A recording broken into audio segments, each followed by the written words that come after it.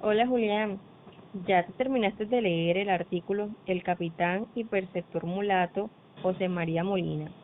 Es impresionante la cantidad de información que los autores logran reconstruir a partir de las fuentes dispersas. No pensé que una figura tan corriente como Molina pudiera ofrecer tanto material para analizar los procesos de integración social de los afromestizos en el siglo XIX. Sí, lo terminé anoche. A mí también me sorprendió. Creo que justamente el valor del artículo está en que no se centra en un personaje excepcional, como los típicos héroes afrodescendientes de las independencias, sino más bien como que en alguien más representativo del común, de los afromestizos. O sea, para mí eso es pertinente, o sea, ver cómo la integración social no fue un fenómeno individual, sino un proceso estructural con muchas estrategias de movilidad y resistencia. La verdad es que sí, y yo creo que desde el inicio los autores plantean esa idea, que la trayectoria de Molina, aunque no heroica, es paradigmática para comprender la manera en la que muchos afromestizos militarizados buscaron acceder socialmente durante y después de las guerras de independencia. También me pareció muy interesante cómo Morales y Caballero combinan el análisis microhistórico, centrado en la biografía, con una lectura de largo plazo sobre las transformaciones sociales en Cuyo. Sí, la microhistoria aquí funciona muy bien.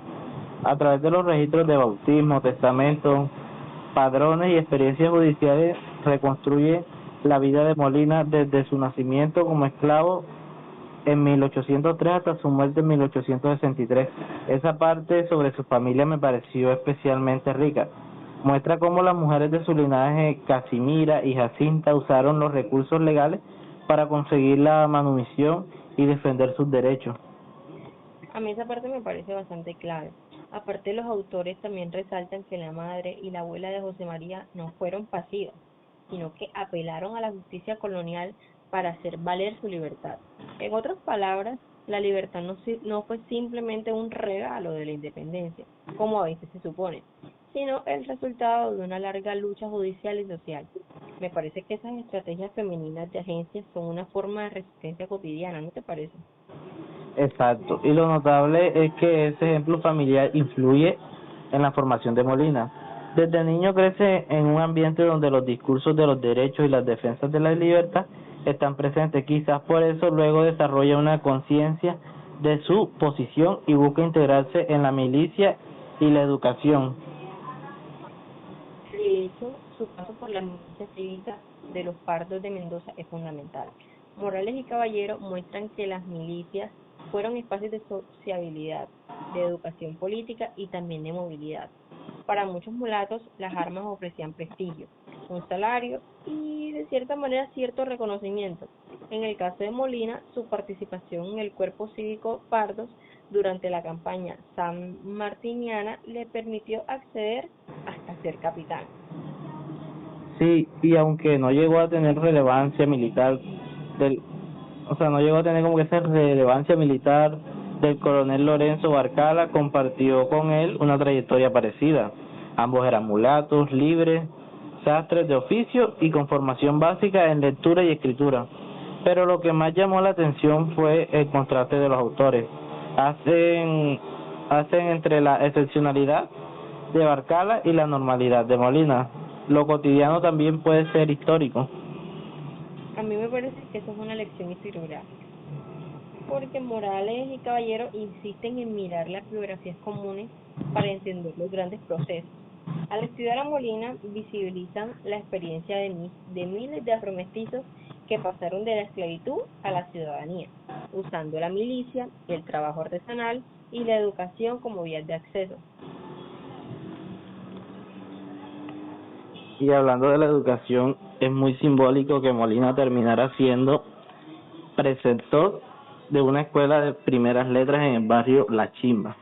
Esa función pública lo sitúa como un sujeto integrado, respetado e incluso útil para el Estado provincial. Me parece que su rol de maestro presenta el cierre de siglo de movilidad, o sea, de esclavo a educador. Sí, eso es sumamente potente. Además, el testamento de Molina, que los autores citan, refleja una preocupación por la por la instrucción popular y por la transmisión de conocimiento. Incluso yo creo que deja establecido que se paguen los impuestos destinados a la educación pública. Esto más o menos quiere decir que asume una responsabilidad cívica que lo sitúa plenamente en el imaginario del ciudadano decimonónico.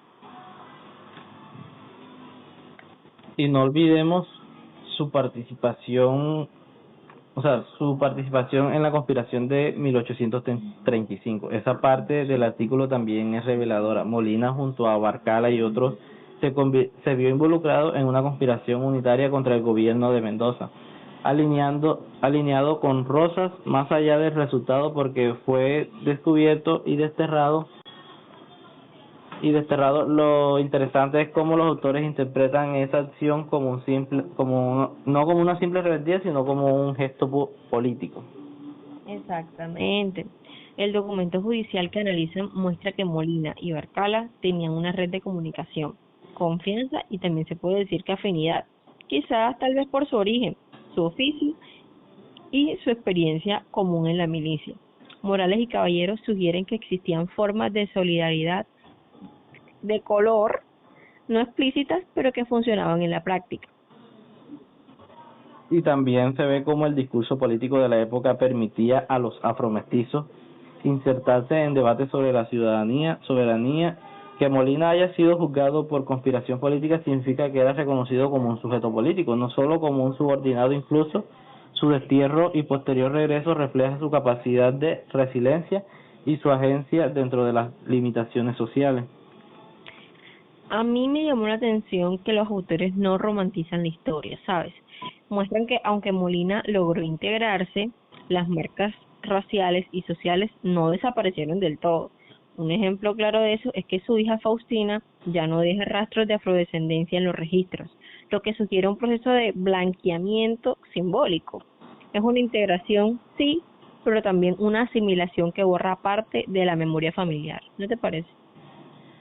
Sí, es un punto fino. La movilidad social se logra a costa de la pérdida de la identidad visible. Es un reflejo del racismo estructural del siglo XIX.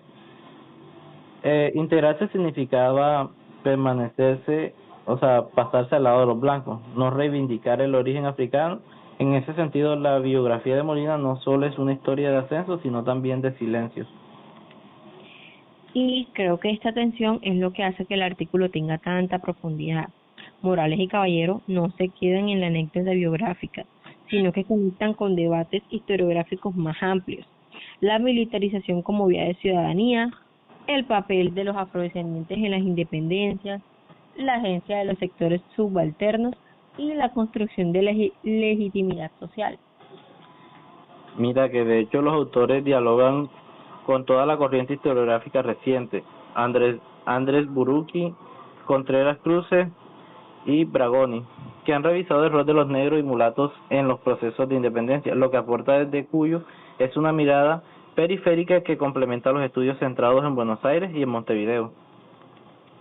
Bueno, podremos decir entonces que el texto muestra que los afrodescendientes no fueron simples víctimas ni actores marginales, sino protagonistas del cambio histórico. Molina es un ejemplo de cómo la libertad se conquistó día a día a través de la educación, el trabajo y la participación política. Y también nos recuerda que la historia puede escribirse desde abajo, desde los rastros dispersos de personas comunes. En el caso de Molina nos obliga a repensar la noción de la ciudadanía en el siglo XIX y a reconocer múltiples formas de lucha de integración social. Yo me quedo con una frase que me resume todo, la verdad. La no excepcionalidad de Molina tiene singular valor. Esto me da a entender a mí que lo común también tiene poder histórico. Gracias a estudios como este, podemos ver la profundidad humana de los procesos de independencia. Totalmente de acuerdo contigo. O sea, este es un artículo que combina rigor documental con sensibilidad social. Creo que después de leerlo uno ya no puede como que pensar la independencia de Argentina sin incluir la voz y la experiencia de los afrodescendientes.